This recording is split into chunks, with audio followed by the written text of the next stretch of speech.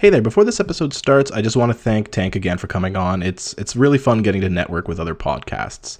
Also, thank you to our patron, Kevin. If you'd like to become a patron yourself, you can go to patreon.com/pastime. But if you'd like to support in other ways, you can follow me on Instagram, Twitter, Spotify, and iTunes, all at Pastime Thinker Podcast. And if you are interested, you can check me out on Twitch as well at pastime_streamer. Thanks for listening. Here's the episode. Hello, and welcome to episode 19 of the Pastime Thinker Podcast. I'm your host, Frederick Piquette, and today my guest is Tank Smith, stand-up comedian and host of the Full Service Podcast. How are you? I'm good. Thanks for having me on the podcast. I'm excited. Yeah, it's fun. So I don't know what you want to talk about more, the stand-up side of your life, the podcast side of your life. I guess we could start with stand-up. I love stand-up. I'm a huge fan of enjoying stand-up comedy. As soon as Netflix has a special, I watch it. I follow dry bar comedy. I do. Okay, yeah. I watch a lot of stand-up comedy. I don't think it's something I could ever do, but I'm definitely curious to see, how you got into it, how it's treating you, any interesting stories, anything like that. Okay, cool. Yeah, so I got into comedy. I guess so. May was 5 years of doing stand-up. Oh wow! And so I live in Atlanta now, but I moved to Atlanta, I guess, last summer from Raleigh, North Carolina. And so I started in Raleigh, and they had a club, Good Nights. Well, they still have a club, Good Nights Comedy Club, and it's probably one of the best clubs in the country. And I guess I've been a stand-up fan my whole life, but I was always I was never really a public speaker. I always anytime I had to talk in front of a class at school, I'm fucking sweating bullets. I'm super fucking uncomfortable. Yeah. But I always making people laugh and shit as a way to just diffuse tension or just make people like you. Everybody for sure. has everybody has an in, and I'm well, let me just make people laugh, and then that's my in. Yeah. And I think that's probably where I would not do, because I don't know if it sounds selfish, but I am my target audience. As long as I'm laughing, I think I'm fucking hilarious. I really don't care if anyone else is laughing with me. If I can make myself laugh, I don't care. I feel though that's what you kind of need to be a stand-up, to where it's I think what I'm saying is funny. Fuck you if you don't. And then people respond to that, or they're that guy's obviously not funny. He should stop. That's what I mean. I don't think I could ever have do you just do crowd work, or do you have sets that you prepare going in? I'll usually have kind of sets, or kind of have an idea of what I want to say going up. But then there'll be plenty of times when some shit will happen before you go on that you kind of have to address at the beginning of your set, and then that can kind of lead into kind of crowd work. But usually I try to have an idea of what I want to say going up. Mm-hmm. But I mean, you're always going to stray from that, and that's the goal is being comfortable, not straying off the path and still being okay. Yeah. Either completely full send committing to I guess I'm not doing this part I wanted to do, but this is funny, so let's keep going with it, or finding a way to get back to the punchline. Yeah, I mean, it's so much trial and error.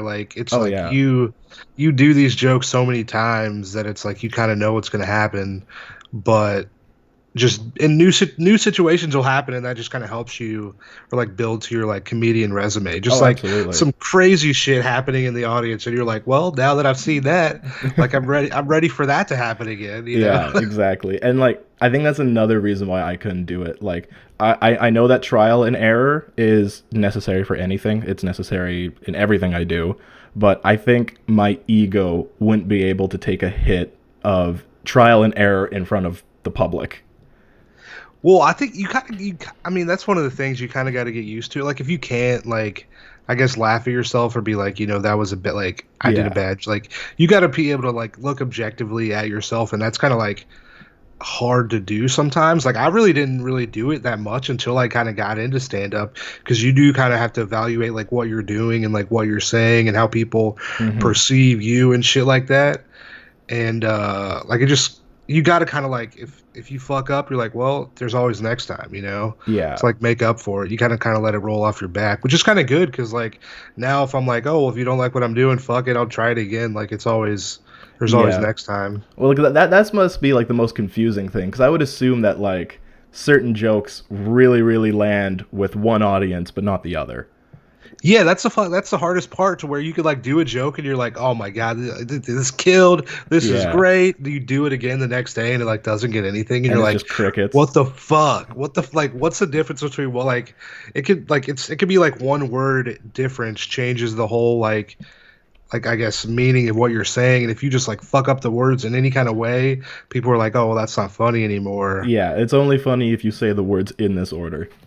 Yeah, but I mean, yeah, it's all really a process, but you kind of get used to shit not working, and also too, you can make it fun for you, you know, Yeah, like if if you know something's not gonna hit, like you can just, the best thing about stand up is you can just say the craziest fucking shit you ever fucking want, yeah. like in a bar, and then people just fucking like, I don't, like if I know like I'm in a crowded like late night bar, they kind of like offensive shit, so you might just Hmm. like just say something like, oh yeah, so I got my butthole finger earlier today, and then they like kind of turn around, and then you're like, I got him, Yeah. let's say something Now funny. that I have your attention.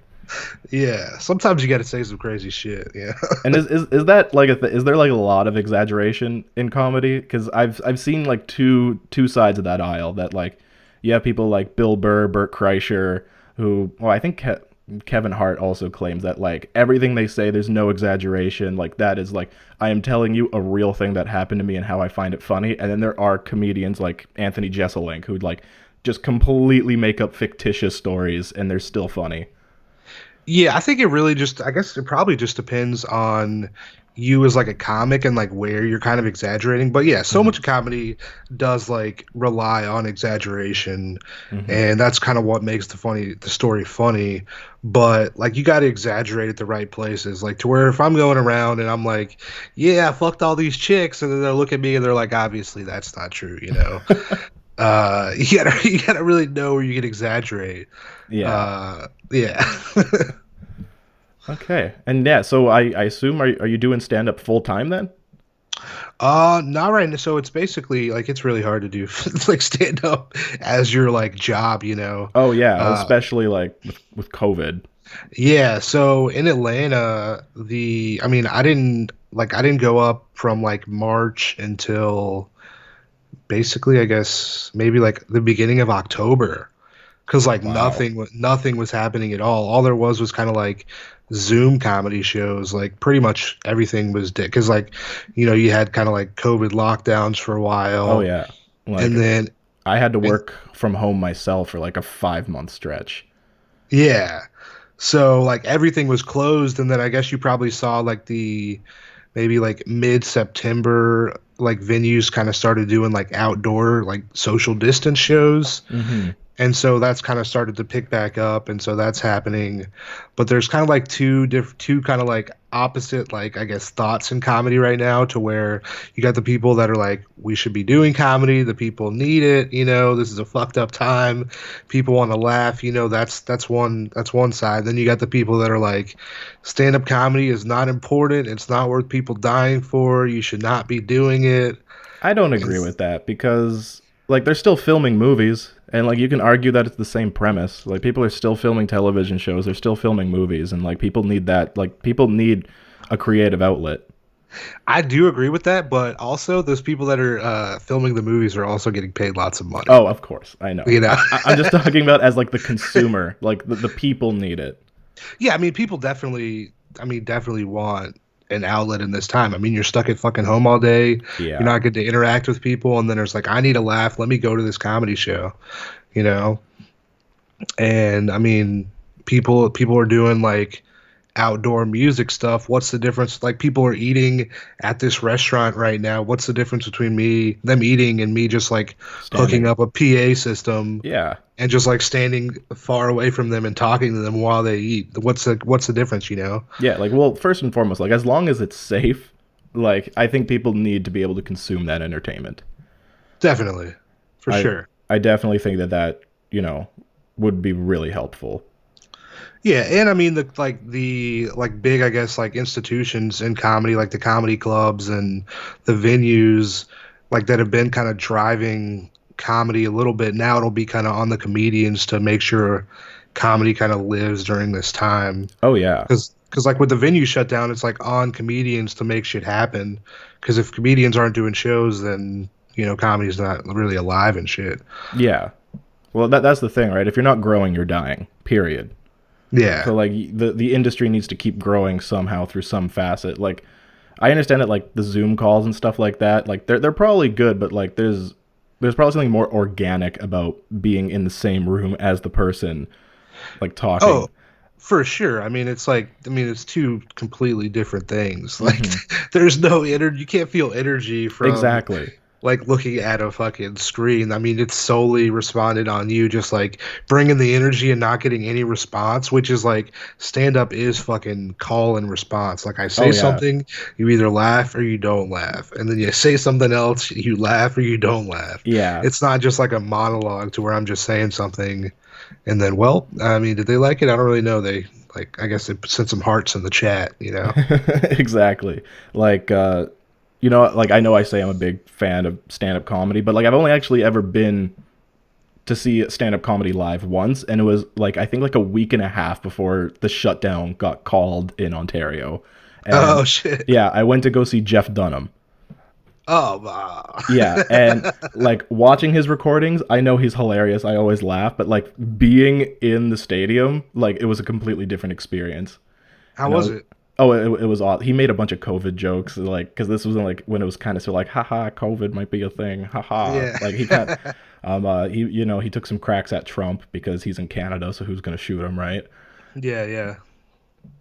But yeah, Damn. no, but it was a completely different experience than like watching like one of his several recorded shows. Oh, it's way fucking different. Like watching, like I don't, do you have HBO? I don't know. I personally do not have it. I like the only subscription services that I have is just Netflix and Disney Plus, honestly. I feel you. I feel you. Well, yeah, I saw. So Dan Soder, he's a like New York comic. Hmm. He had an HBO special that dropped like last year, Son of Gary, and he was in Raleigh the weekend right before he like filmed for HBO. So like I saw his last show, which was like the late night Saturday show, and then he was filming like Wednesday for his HBO special. So I basically saw the last run of his set before he was filming. And Nice. so I saw the live show and then watched the HBO special when it came out. The special is like so good, but I mean, it's like doesn't even compare to being there in person. Like Hmm. it's not even close. It's people are gonna need like it's like going to a fucking live concert versus watching like something on TV. It's way different. Oh, for sure, for sure. It is like I don't know. It's just I don't know when we're gonna be able to get to a point where that is both like like as accessible as it used to be and as safe as it used to be. Because they can make it safe, but that'll probably make it less accessible, or they can make it Yeah, more like accessible, but it'll be less safe.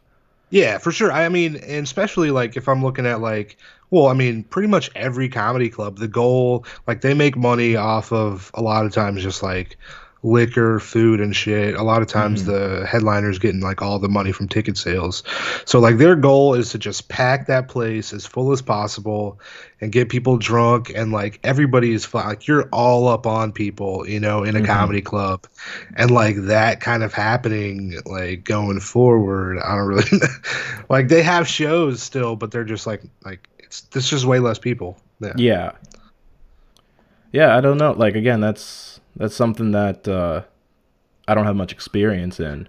Maybe this vaccine will like change. I don't know. I just it's whether or not like this whole pandemic thing really like changes people's just like are people going to go to concerts or is there going to be mosh pits like any like is Oh, for sure. are people going to want to be on each other? I mean, I feel like once a vaccine comes out or something, then everybody gets it, but who knows how the fuck long that is? Everyone's going to Oh, of course. return. And like at the same time, like even if there is like vaccine out, like if you're still in a crowd with a couple hundred strangers, like it's gonna hit your brain a little bit of like, okay, what are the odds that every single person here got the vaccine? Yeah. And like I don't know if that's better or worse because it's like I guess it's like still anxiety just directed somewhere else.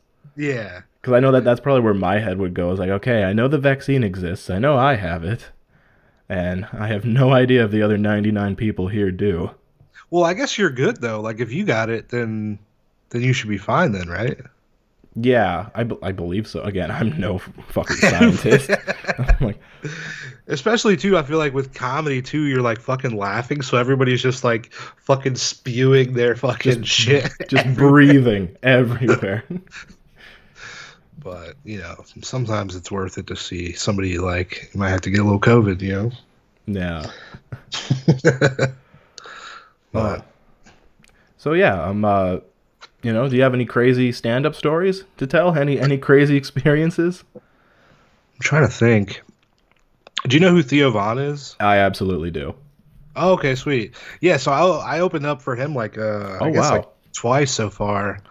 Like so he came to Raleigh in I guess 2018, and so I did like 5 sold out shows with him. So fucking Oh, that's so awesome. so sick, dude. He's the nicest dude ever. I need to know though.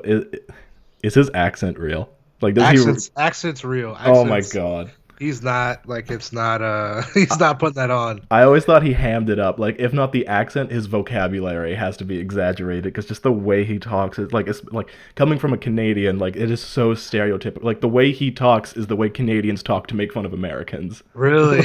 Yeah, absolutely. God, yeah, no, he's so funny and like just the nicest dude. Like basically after every show, he'd basically stay and like whoever wanted an autograph or to get a picture, like say what's up, like he'd stay and like talk to literally everybody. That's awesome.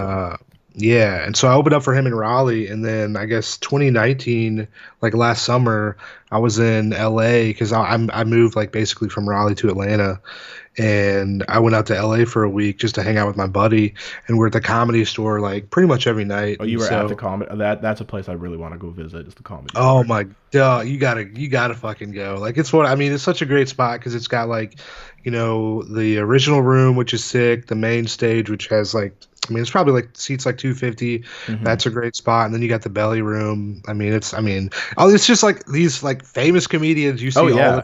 all the time just fucking hanging out, Have right? you Like ever it's. bumped into or seen Stephen Hofstetter there? I have not. I have Oh, not. that's like my dream. I would love to meet him. Hell yeah. No, he's pretty funny. Oh yeah. But yeah, so I was at the fucking comedy store and like I guess Theo and Brendan Schaub were doing like a King and the Sting show, and so they were hanging out like around the side. And Theo was coming to Atlanta like in August, and so this is maybe like June, I guess I was out there. And so I saw him and I was like, "Yo, what's up, man?" He's like, "Oh, where do I know you from?" And I was like, "Oh, like we worked together in Raleigh last year." He's like, "Oh shit, hell yeah!" And I was like, "Yo, I'm actually living in Atlanta now, and I got tickets to go to your show in August, you know." And this was at the Tabernacle, and I don't know if you've seen Dave Chappelle's Sticks and Stones. Yep. Okay, so he was performing there, and so I'm like, "Yo, I got tickets to the show," and he's like, "Well, yo, you just want to open for me?" Just like that. Just like that. And I was like, what the fuck? And I was like, yes, I would love that. And then but he had to like leave, so he's like, yo, just get my number, just text me or whatever.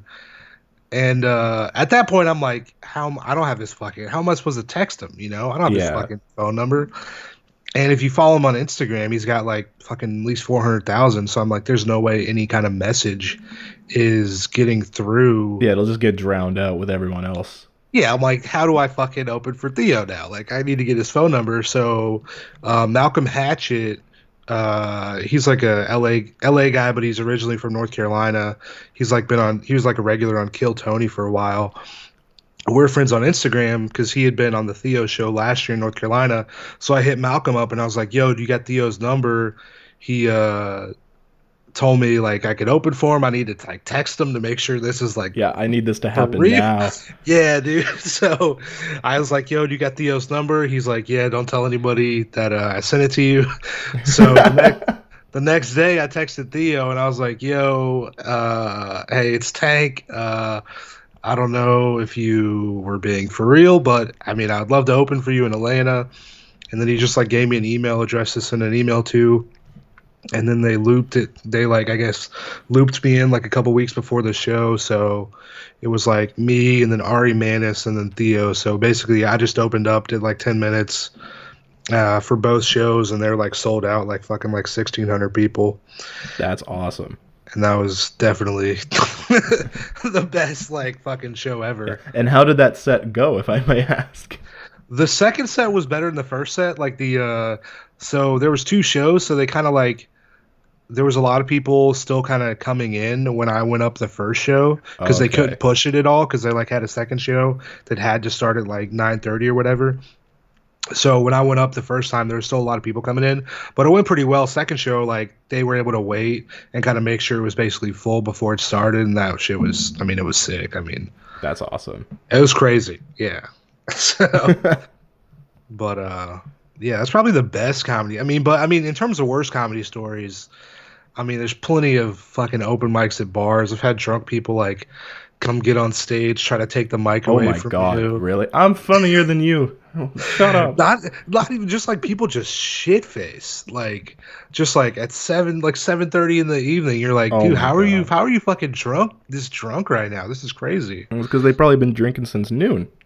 Yeah. I feel like so much of like being like doing stand up is like going to these shitty like you just really go to these like terrible open mics like so much Hmm. and they're just like constantly so horrible that you just become numb to it. So when I'm trying to think of like, oh, what's a bad comedy story? I'm like, well, I mean, there were so many. I don't even I don't even remember that time you did stand up and nobody listened at all and you got done and you were like, why am I even doing this? It happens a lot. Yeah, see, I don't think I don't think I have like the willpower to get through that. Like I mean, I don't think yeah, I could do that. it's so yeah, so much of like stand up you're like, why the fuck did I just wait an hour, or more to go up? And then when you go up, like half the room leaves or something, or like people just aren't paying attention, and then you do your set, and you're like, "Well, I feel worse for doing that. I don't know what the fuck." But then you do that, and then like you get to a show, and then like it goes really well, and you're like, "Well, maybe this is the right path," Yeah. And then it's right back. I feel like just the constant like eating shit, just like builds your I guess it builds your comedy stamina. So you're like, when you get to like a good show, you're like, holy fuck, I know what I'm doing. Like Hmm. it's like easy mode, Like shows are just like a lot easier just because you're going to the open mics and you're fucking. Oh yeah, because you're probably so like trained at the point that like, okay, I'm gonna go up and I'm gonna have to deal with difficult people. So like you're always ready to deal with difficult people. So like as soon as you get a show where there's no difficult people, it probably just feels like you're flying. Oh, for sure. And like in Atlanta, at a lot of open mics, it's a lot of comics that are also there, like that make up the audience, and they've heard your shit before, and they're like, "Def, it's harder to make a fucking comedian laugh because they've heard fucking everything, there is Hmm. funny, pretty much." And so, like, if you hear comedians just like kind of just like chuckling a little bit, you're like, "Oh man, I got something." It's You happening. know? Like It's if you get a happening. little bit from a comic room, then you're like from a regular room, it's really gonna do well. Yeah. And is the thing with intellectual property like as big of a thing as I've been reading? Like is comedian stealing comedian jokes like a big thing, or is that just Yeah. something, is that a rare thing? It's not. I mean, I feel like it doesn't. I feel it's harder to do in like a smaller scene because like everybody Hmm. kind of knows everybody's jokes. But I mean, Yeah, it because definitely. someone knows, like, if you say this joke, like, "Hey, what the fuck? That was Tank's joke. That he said that Yeah, literally 3 days ago." literally, I had a dude like I have a fucking like sleep apnea joke that I do, and then I heard this dude do the same fucking Like verbatim. like verb. I was like, dude, how the fuck? Like, and he told me because he came up to me. He's like, dude, I saw you on the Theo show, dude. So funny, right? And I was like, oh, appreciate it, man. He's like, oh, I have a sleep apnea joke too. And so he goes up like probably like three. I wasn't planning on doing it that night, but he goes up probably like four or five people before me and like does like my sleep apnea joke, and then I'm like, what? I was like, how do you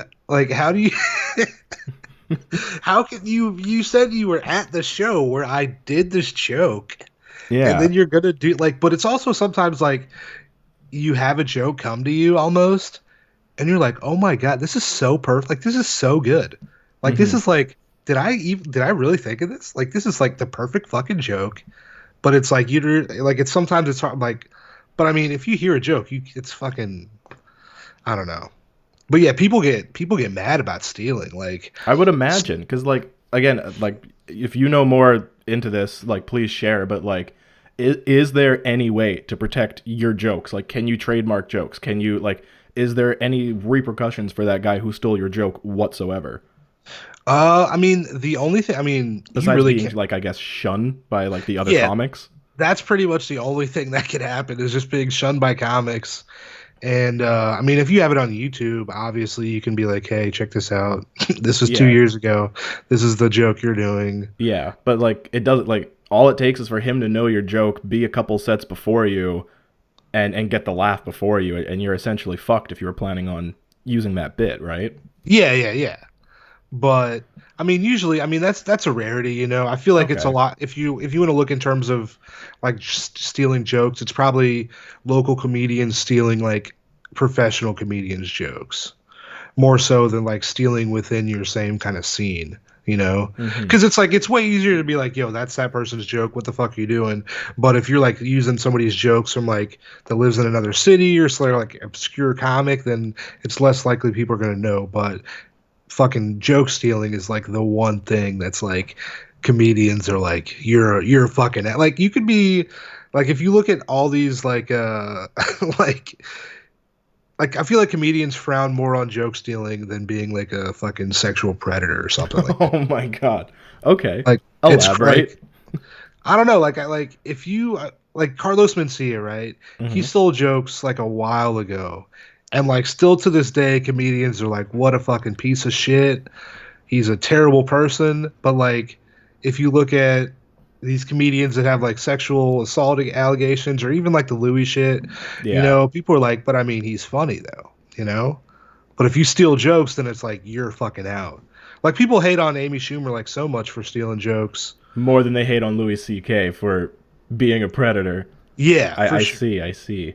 So if you steal jokes, that's the one thing that'll fucking that can ruin you for sure. Yeah, and like I'll brush, like lightly brush on playing devil's advocate in terms of like, is there a line between separating like the creator from the art? Like you can hate Louis C.K., but you can still think that this joke that he made is hilarious. Yeah, I think it's definitely. I mean, I think I've watched Louis shit since this whole thing is. I mean, it's hilarious, you know. Hmm. I think you can separate it, but I mean, also too, I'm not really. There's a difference between jerking off in front of somebody versus like Bill Cosby, who's like, you know, Yeah, I'm not really watching Bill Cosby and being like, yo, man, he's such a funny guy. Isn't that guy hilarious? Like, you know. So I guys, think have there's a you heard lot. of this great comedian, Bill Cosby? Just discovered him. Yeah. Not gonna look into him. I'm just gonna watch his specials. Yeah, so I mean, I feel like there's like a thin line. But I was talking to my buddy actually about this like earlier today, where he mentioned like J.K. Rowling and how people are able to separate the art from the artist with her Hmm. because like she's had a bunch of like trans stuff kind of happen Yeah, within the like past year, I guess. And people are still like, "Oh my God, I love Harry Potter," and like not hate J.K. Rowling. But I think that it's she kind of gets a pass because she's not so like in her art, you know, like she's not in that's what I Harry mean. Potter. Like I've spoken to a couple of my friends, like not today, but like I've had a couple because I'm a huge Harry Potter fan. But I think it is because she's not really involved in her fan base. Like she may have created, you know, the Harry Potter series, but she is in no way responsible or has control over the fan base. Like the fan base is completely, almost nearly self-governing at this point. Yeah, So yeah, I kind of believe that like that is one thing where you can separate the art from the artist. But I know a lot of people still say, but like if you buy the books, you're still giving her money though, which I understand. yeah. It's tough, but I mean, yeah, but it's you're like, but I mean, she's not when you're looking at when you're like reading Harry Potter, you're not thinking J.K. You're thinking about the whole story, you know. Yeah, Like she's so removed just because it's like a whole like she's not reading the story or something. You know, she's not involved in Harry Potter. You know. yeah. I mean, like every now and then she'll like tweet something out. Like I think on the end of like on the anniversary of the Battle of Hogwarts, she'll tweet out an apology for killing off a certain character. Yeah. Like, and then every now and then she'll just be like, by the way, like Ron was left-handed for no reason at all. Yeah. Yeah. I don't, I mean, she's trying to get. I mean, you still want relevance, you know, yeah, when when you created something that was. I mean, she was in the fucking public eye. Like, I mean, she was huge, you know. oh for sure. Sometimes you kind of want that back, I feel like. I don't know, like when I really stopped liking J.K. Rowling as a person is when she went after PewDiePie, like 4 or 5 years ago. Really? Yeah, like I don't know if you were familiar with that, but essentially someone took a PewDiePie clip completely out of context, threw it out in the world, and then basically branded PewDiePie as, racist, this, that, and not knowing who the fuck PewDiePie is, J.K. Rowling just jumped on the bandwagon and just like started condemning PewDiePie, not knowing who he is, the context of the clip that was played, like nothing like that. And I was like, that's when I was just like, yeah, she's pandering. That's fucking hilarious. Yeah, I think it was during the Adpocalypse actually. That's funny. When I saw that, I'm like, why is J.K. Rowling like going after PewDiePie? Some people just see something and like read a headline and they're like, "Oh my god, I'm fucking appalled." Retweet, and then they're like, Yeah. "I should have read that." Yeah. Oh, absolutely. Just like looked into it a little bit, Yeah. I think the bit that was taken out of context is PewDiePie was doing a bit about grammar Nazis. Okay. So he was doing this bit like dressed in like a German military uniform. And so people just clipped like a picture of him wearing the German military uniform and just like put him on blast. That's so great. Yeah. Just trolling. Yeah. And then like one thing that they were trying to use for evidence that like this is something he supported, this is something he thought of, is he decided to do this really nice thing where like he like kind of really went through like YouTube in its entirety and found like the top 50 really, really small YouTubers, like under 100 subscribers that he liked. Okay. So then he just like put it out there. He's like, hey, here's links to like 50 random YouTubers that I like. They're really small channels. Go show them support. And one of these 50 people was like actually like a neo-Nazi. And God. Yeah. Damn. Yeah. And like he had to make a whole video saying like, I didn't know. He just made like really cool like anime ranking at like episodes. Like that's all I knew him for. I didn't know this. That's so wild being a neo-Nazi and also into anime at the same time. Right. Wow. That's such a weird crossover. Yeah, but yeah. I'm pretty sure like again, it's been a few years. I might be misremembering a few details, but that's how I choose to remember it right now in 2020. I mean, I accept the story as it is. That's a great story. Yeah. Oh. Yeah. But yeah, I think right now we're going to take a quick break, do a little ad roll, and then I want to talk to you about your podcast afterwards. Okay, sweet. Alrighty, so we will be right back. This episode is sponsored by Brotherhood MFG. Brotherhood MFG is a clothing brand centered around car culture with a fresh style. And with Christmas just around the corner, what better time to purchase that special someone some cool car-inspired clothing? Brotherhood MFG has even given me a special discount code to give to you guys. So if you go to teespring.com/stores/brotherhoodmfg and use discount code PASTIME in all caps, you'll get a 13% discount off the entire store. Also make sure to check out King Tamakos on Twitch. He's a variety streamer and friend to the podcast, so be sure to check him out next time you're looking for some fun gameplay. That's King Tamakos on Twitch. Alright, and we're back. Just took a nice little break. Ooh boy, what up? Yeah. So stand-up comedy aside, you're also the host of your own podcast called the Full Service Podcast. And it's from my understanding, I've listened to a couple episodes. It's like, if I had to describe it, it's just about like, sex work education awareness. I'm a champion of it. That might be strong language, but like I was looking. I'll take champion. Yeah, I was looking for a synonymous word and it didn't come to me. But yeah, like how did you get into making a podcast specifically about sex work? Yeah, so I guess it's kind of a long story. So I was in a relationship for like 8.5 years, from like 19 to like 28. And when I got out at 28, I was like, what the fuck am I like gonna do? I guess like, because also with doing stand up, I'm like, well, there's no way I can really be in a relationship with anybody because I'm going out like pretty much every single night, like doing stand up. And I saw myself, I was going to be moving from Raleigh to Atlanta at some point. And so I'm like, I'm not really trying to be in a relationship with somebody, but also like at the same time, like me and my ex before we broke up hadn't fucked for like a long time, and so I was like, well, I'm still trying to fuck though, and also, but I'm not also gonna do like I'm like Tinder and like Bumble and shit's played out, so I was like, well, let me try to get an escort, right? Okay. And I know I'm not entirely familiar, because I'm from Canada, but like that's illegal, right? yeah, that's illegal, Okay. I But believe it shouldn't be, but it is.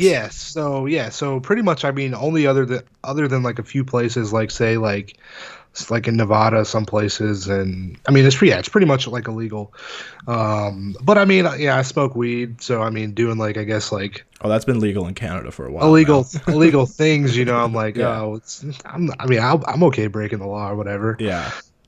Um, and so like I saw some sex workers like in like I guess the first person I saw was in like the mountains of North Carolina, and so The I mountains of saw North Carolina. That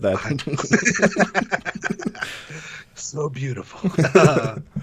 So yeah, so I saw somebody like in basically like Asheville. I went on this binge where it was like Memorial Day weekend 2018, and I think I went to a strip club Saturday, saw an escort Sunday, strip club escort Monday, strip club escort Tuesday, Wow. and I think strip club like Wednesday or something. Like it was fucking wild. You went on a bit of a bender. Yeah. And like I guess whenever I like when I would talk to people like about because I mean doing stand up, I mean I'll tell people what I'm doing, like I don't like I'm not ashamed of this shit, so I talk to people and Hmm. like what they saw like seeing an escort was, or like sex workers in general, was just like way off in my opinion. And so I was like, well, if I could do a podcast where I could just like, because I mean, I like talking to people and like finding out their stories and stuff. Oh yeah. And if I could do a podcast where I like talk to sex workers, then hopefully that'll kind of like change the perception of what people have of like who sex workers are, like what sex work is, who clients are, who the people that seek out sex workers are, and Hmm. like start like kind of like a dialogue around it. Just because people don't know like anything at all, like you'll see some shit on TV and like assume that that's what it is, but until you like Oh talk to yeah. somebody that's in that job, you're like, holy shit, I didn't know that this is what being a cam girl was. I didn't know this is what somebody who sold panties, like what that was like. And so my goal was just to talk to like as many different people as possible that like work in sex work, Yeah. uh, Because work there's adjacent. many different shades of sex work. Yeah. So I mean, you have anywhere from like I mentioned, like people that sell panties, people that do like camming, people that do OnlyFans, people that do massage, people that do like full service, like escorts. Hmm. Like there's so much in that fucking realm, and I'm just trying to talk to everybody, so we can like just so we have light on it, because like Oh what you yeah. don't it just bring light to shit, because so many people are doing it and so many people are like customers of it. Then why are we not fucking talking about this thing? Well, I think because I mean, again, you can completely correct me if I'm wrong, but like either it is that what it is, or it's because of the way society makes it look like. But like I feel like when it comes to sex work, like there might be like a level of shame on both participants, both the consumer and the supplier. Yeah. They try to like make it seem like it's like you're doing like a bad thing by like seeking out this service, or like a bad thing by like providing this service to somebody, where like people just need fucking like human connection, human touch, and like the fact that you're like For sure. paying for it makes it like somehow invalidates what you're doing. Yeah. Like Like because if you yeah, it's crazy. yeah, because like I just watched I don't know if you Anthony Padilla. Oh, He does this. He's one of the two people from Smosh, but he left Smosh. But he's doing his own thing now, where like he spends a day with blank, okay, and he did an episode where he spent a day with professional cuddlers, and dude, like hell yeah. that is what these people do. You pay them. It's completely non-sexual. You pay them, and they just cuddle with you and nap with you, and that's the entirety of the exchange. And Yeah. I was like, that's just like a step away from some forms of sex work.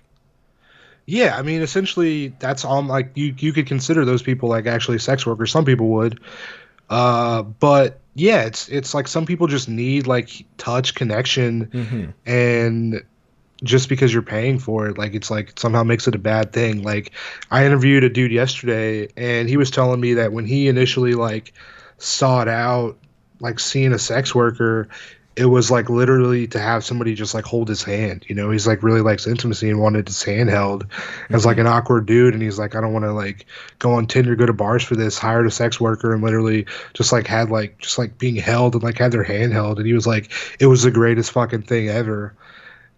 So much of like seeing an escort or seeing like an in-person sex worker might not even be the sex. It's just like the connection that you have, like, or like them making you feel good and shit. It's not even necessarily like the actual like penetrative sex. It's like just like the connection and then making you feel like love or affection or Oh something yeah, that you might not have at all. You know? either, in all honesty, like they're supplying a demand, because like Yeah, there's a lot of lonely people, right? And that is like a very basic human need, is just yeah, some level of human connection. yeah.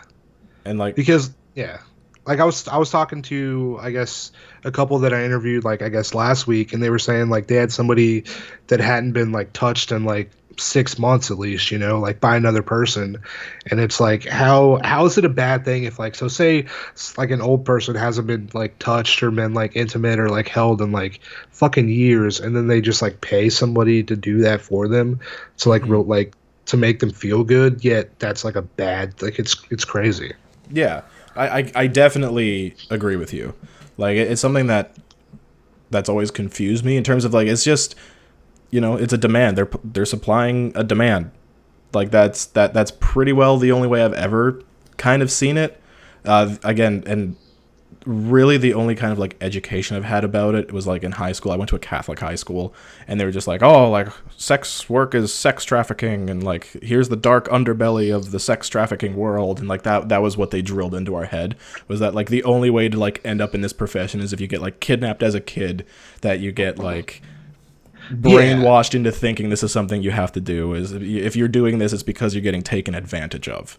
Yeah, and like that's like so not like the narrative in so many cases, which is great. Like it's like have people that have like been like healthcare professionals, people that have been teachers, people that have college degrees and shit, and they're like, I choose to do this because this is what I want to do, Yeah. rather than like, I mean, there are definitely survival sex workers that are doing it because they don't have any other option, and that's the fastest way for them to make money. But a lot of people, that's not the case for like so many other sex workers, and then they try to paint it to where it's like, oh, it's all trafficking, when a lot of people are like adults deciding to do this Yeah. as a legitimate profession, you know? Like going into this career like as like a fully formed, well thinking adult choosing this, then that can't be the case then, right?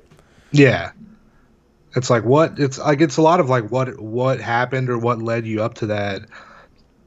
um which is like what I explore a lot in the podcast, is just like finding like what was your view before getting into sex work, like how'd you get in, like that's what I want to know. Yeah. And it's just like so many, so not the case that it's like a negative, like I guess, point that drove people to it, you know? It really just depends on the person. Yeah, for sure.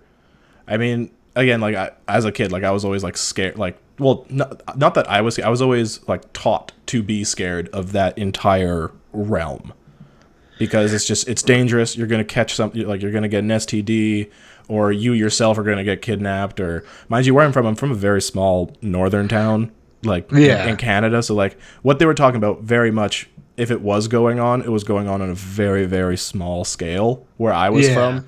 But when I went to college in Toronto, like that's when like a lot of stuff I was taught as a kid started coming up. It's like, okay, I need to avoid these areas because someone's gonna try and do this, or someone's gonna try and like, Okay. Because yeah, Toronto's like a huge city for sex work. So yeah, yeah.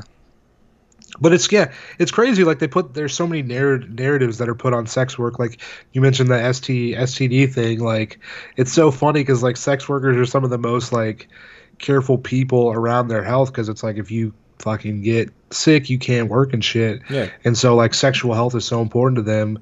Yet so many other people that are not sex workers just out here fucking like whatever, you know. yeah. That's what I And mean. then like not getting tested and shit, and like sex workers are some of the most tested people and like careful people, but that's not how it's portrayed. It's like, oh man, I don't want to get STD. Like, I mean, Yeah, it's crazy. Yeah, I did. I don't think it's on Netflix anymore, but I did watch like a documentary on like the life of like porn actresses. Okay. And like, yeah, they get like tested like once a week or something ridiculous like that, like Oh, they're getting super often. so much testing. Yeah. And like after I saw that, I'm like, okay, well, like, yeah, that does make sense. Like as long as they're keeping track of it. But at the same time, it's like one of those like, if you hire a sex worker, how are you to know if they're keeping track of that? Because again, because it's not legal, there's no way to like keep track of everything and like know like I don't want to call it a rating system because that sounds demeaning, but like knowing like where this like the like knowing with certainty the safe, unsafe, unsure, kind of demographic is, Yeah, yeah. which could But it's be really just like if there's a reliable person, then then they should. Then you're like this person is like keeping track of their sexual health. Like pretty much everybody's like super conscious of that. well, and it's something to because again, it's not that like I'm saying they don't. I'm just saying like because it's illegal, there's no way to prove that they are. And it's just such like a ridiculous issue that could be very easily solved had they just like legalize it, regulate it, make it safe. Like Yeah. like from like a bureaucratic point of view. Yeah. Like a lot of sex workers actually push for not necessarily legalization, but just like decriminalization to where it's Okay. not necessarily under kind of like government control. Just because a lot of like governments will pass policies that they think are helping, but like hurt the communities that they're trying to help. Like if you look at like in 2018, there was a law that was passed like Sesta Fosta, and it was like designed to like cut down like on basically like trafficking, and so it made like a lot of websites where sex workers use for like safety tips or like screening, and it took like a lot of those offline Oh because wow. it basically made like if you post anything kind of like it made basically websites liable for the content that users post on their website. So, say people are talking about sex work on their website, that website could be like held liable for those people talking about sex work and them Oh. almost facilitating trafficking because like a lot of people see sex work as like there's not really a difference between sex work and trafficking. So, it put the onus on these websites to like be responsible for the shit that people post. So a lot of people's like that's when Backpage basically shut down in the states, and a lot of like websites like went overseas because of these laws that are supposed to like protect people from trafficking, but really it just like hurts sex workers. Yeah, and like wasn't there a thing about a year or so ago in terms of like cam girls and like paying taxes and stuff like that and what Yeah, they tried to like go after cam girls. I'm not really sure. I'm not really sure the details on it, but I definitely remember seeing something about it. yeah, like they wanted to I guess like donations and tips that you get well that cam girls got like counted as income, I guess. So because they weren't declaring taxes on it, like the people were trying to like out all these cam girls, like, oh, she's not paying her taxes, and like ratting out all these cam girls to the IRS. I could see that happening. Yeah. No, I definitely remember a cam girl thing happening, but I'm not sure the details. But I'll take your word for Yeah, that's again that's just how I remember it. I know this is the second time I say this, but like that, I'm just reporting it as I remember it. I could be off on a few details. Oh yeah, I'm gonna look it up when we get off here, just so I'm like, just so I know what I'm talking about. Oh, for sure. But yeah, I'm you're about mid 60s into your episodes now. Yeah. Last week was I guess 62. I got 63 coming out on Tuesday. That's awesome. That's awesome. So you must have, just learned. You must have learned so much more than when you first started. Like what started as a curiosity is probably now just an ongoing conversation. Yeah, like I didn't know anything what the fuck I didn't know what the fuck I was doing when I started out. Like literally I was like, I want to do this podcast. I want to talk to people about sex work, but even like just like even the questions that I asked people have evolved Hmm. so much more from the beginning. And I've learned so fucking much. It's just like everything with like you like as you do something more, you get better. So the more I talk to people, the more Hmm. I learn. I'm like, oh, I know what question to ask, and like, For uh, sure. Have you used anything you've learned through the podcast in your stand up? Or are uh, those as of right now like two completely separate worlds for you? I guess I don't really talk about stuff from the podcast on stand up. It's more so like my personal experience with like Yeah. sex workers and stuff. So I will joke about that, but I haven't really had anything from the podcast that I've used in stand up. Just because I feel like it's kind of like Well, I'm not trying to. I didn't mean like anybody's personal stories. I just meant like things that you've learned through the podcast to like incorporate into your comedy in any way. Oh yeah. I definitely have for sure. That's cool. But yeah, so yeah, you've been doing it for 62 episodes now.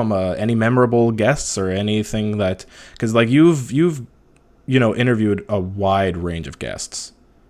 Yeah, I mean it's like just like the different like I've had people that have like I think one of the first interviews I did, this lady, she basically was a nurse, she got cancer, then started working as a sex worker to like pay off basically her like fucking like chemo Oh my. bills and shit.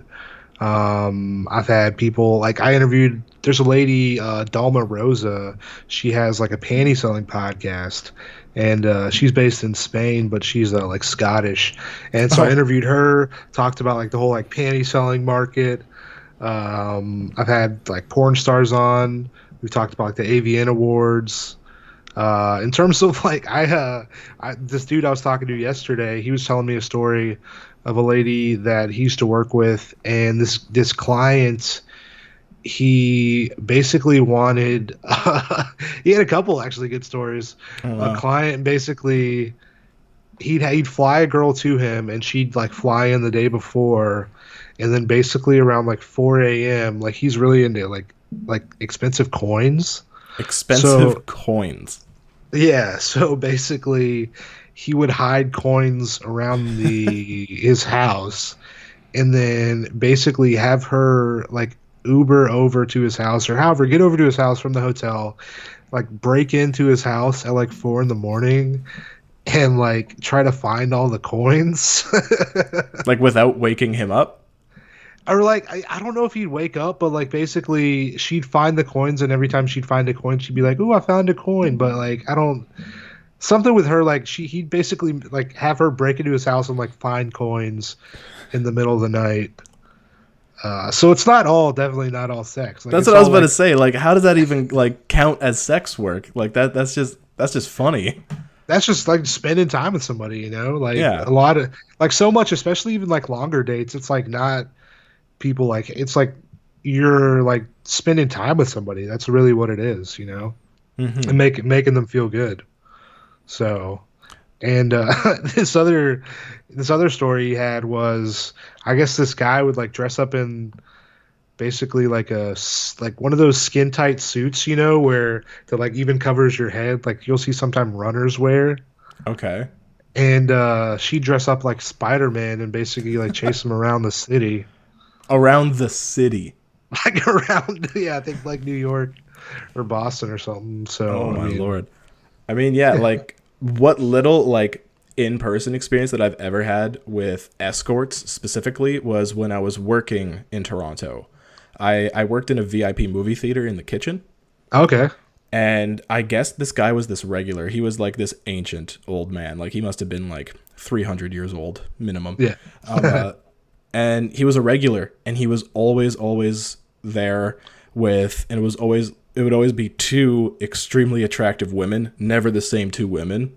nice. And he would ball out. Like he would buy the most expensive wine, he would buy the most expensive food. Like he was just there to spend money. That's dope. And yeah, he would just show up and give him a wave and like just watch him have a great time. See, that's who I want to be one day. Just expendable income incarnate. How is, I guess, because I guess in Canada, sex work's technically not like illegal. How is it, I guess, like seen up there? It's something where like again, this is just I have done no research into the Canadian sex work. It's something like escorting isn't illegal, but paying for sex is. Yeah. So if you pay for an escort and they so happen to want to sleep with you afterwards, it's okay. Yeah, it's fun. It's crazy. Like it's like you can be an escort, but you can't pay pay an escort. Like it's so weird to Yeah. where they put the illegality on the client side of it, but it really doesn't. Because I guess I looked at this like episode where I kind of broke down this like decriminalization legalization article that the ACLU did, and it looked a lot at the like Nordic model, which is basically what is in Canada, to Hmm. where it doesn't really keep sex workers any safer by like if it's completely illegal for the client and the sex worker, making it illegal for the only the client really didn't do anything in terms of safety Yeah. for sex workers at all, you know? Yeah. So Well, yeah, that was my only experience with it. Like just watching it, be like, "Oh, that's what they look like." kind of thing, or that like that's what this looks like. yeah, yeah. And But yeah, like, Toronto's a huge city for it. oh, I could only, yeah, it absolutely is. Toronto is huge. I What don't know. I I don't know was if gonna you've say ever how been. Oh, sorry. I no, yeah, I've never been to Toronto. Okay. I was gonna ask how are you in Toronto now? Is that where you're based out of? No, no. I'm from a small northern town in Ontario, about 8 hours north from Toronto. Oh shit. Yeah, Ooh. yeah. How is do y'all got daylight savings time? This is unrelated. Oh, yeah, You got that? Okay. What yeah. does it So, get dark soup? no, we don't have daylight savings in Bro, Canada. fuck daylight savings time fucking sucks down here. Like Yeah, we get the sunset. Well, actually, like the sun's kind of on its way down right now. Actually, Jesus like we Christ. usually get the sunset around 4:30, 5 o'clock. Oh my god. Fuck Yeah. that. It's the worst thing ever. I was at the beach last week and yeah, the sun like set at like 5:15 and I'm like, what's the point of this? Yeah. I Super unrelated. It was like fuck daylight savings time. It's really annoying. I mean, I guess we got to sleep in an extra hour that one day. That was about it. It doesn't make it worth it. But yeah, I'm small northern town, 8 hours north from Toronto. Okay, cool. I went to school in Toronto, lived in Toronto for 3 years. Okay. And Yeah, I've had a few guests that were from Toronto on the podcast. yeah. Yeah. I mean, yeah, I lived in North York. I worked right in Dundas Square, which is like downtown Toronto, Okay. like the downtown. Nice. And yeah, I'm now living in a slightly larger town than my hometown. That's actually the dead ass middle point between my hometown and Toronto. I currently live 4 hours south from my hometown and 4 hours north from Toronto. Oh, okay. Nice. So that made things a little bit easier because, well, not with COVID now, but like I did go to Toronto quite often within a year. I went to college for acting. Okay. Yeah, acting for camera and voice specifically, not theater acting. Okay. So yeah, me and a couple people that I graduated with, we kind of threw a little thing together, and every now and then we get together and we shoot a short film together, and we participate in a film festival. Oh, sweet. Fuck yeah. Yeah, we could not do it this year because the film festival specifically that we were doing this year is in October. Or Okay. well, it always takes place in October. It's called the 48-hour film festival, which is it's fun as hell, but it can be stressful where you have 48 hours to write, film, edit, and submit a short film. And you have three variables that have to be included. There's a line of dialogue that has to be in the script. There's a character that has to make an appearance. And there's a prop that you must use. And you don't get these three things until the timer starts. That's pretty cool. Yeah, we've done it 2 years in a row now. This was supposed to be our third year in a row, but COVID ruined it. Is it international? Like it can. It is. Is it okay? Because I'm like, I feel like I might have heard of that before. Yeah, so it takes place first. It's at like a local level, so like Toronto will do it, like multiple cities around the world will do it, and then it goes on I think a country level. So then like after like everyone in Canada is done, like all the winners from the individual cities in Canada will go up against each other, and then it's a global one. So like there's three stages to it. That's pretty cool. Yeah, and I feel like that'd be a lot of fun doing that.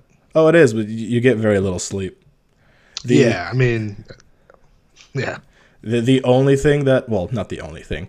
One of the things I enjoy most is because since it's like right in the middle of October, and I don't know if you get like this is going to be another Canada versus the USA, but like McDonald's Monopoly. Oh yeah. It always lands during the same time that they're doing McDonald's Monopoly. So we always make sure that we all go to a 24-hour McDonald's. Nice. And then that's where we go to write the script. And then we all just share a Monopoly board. Do y'all still have like it's still Monopoly still goes on? Oh, yeah. Well, I think Oh, it just finished, actually. Oh man, they got rid of it here. Oh, entirely? Yeah. So, oh my God, if you like the McDonald's Monopoly game, It's the only reason I eat McDonald's. so HBO, you got to get fucking HBO, right? So they did a documentary called McMillions, basically, Okay. to where the McDonald's Monopoly game in the U.S. was rigged. Like the $1 million prize and a couple of the other top prizes. Like, didn't exist? No, they basically all be given off to the guy. Like, so the pieces were printed in Georgia, like outside of Atlanta, at this like printing facility, right? And they were the security company that worked with the, I guess, company that was, because they also did like lottery tickets too. Like they're the same company that did like lottery tickets, printing the game pieces, and they had security basically in there 24/7, and they had a guy who was responsible for like delivering the game, like the $1 million game pieces to the different I guess, McDonald's places or whatever. And so he was basically like stealing the top pieces and then like auctioning them off with this dude who also was in the fucking mafia. Oh, wow. Yeah, and like the FBI found out about it, and I mean, HBO did like a five piece like mini docu series on the fucking McDonald's Monopoly game. So good. It's called McMillions. Check that shit out. I mean, did it just get recently canceled? Well, no, it was just like a one time. It wasn't a. It was just like a one run thing. Like it was just like a five episode, like hour long documentary on. Oh no, I mean the McDonald's Monopoly. Like, did that happen this year?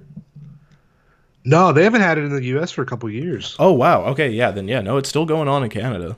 Yeah. So they probably kept. Oh man, the McDonald's Monopoly game. That shit was fun as fuck. It's the only reason I get McDonald's, and it's only during that time of year.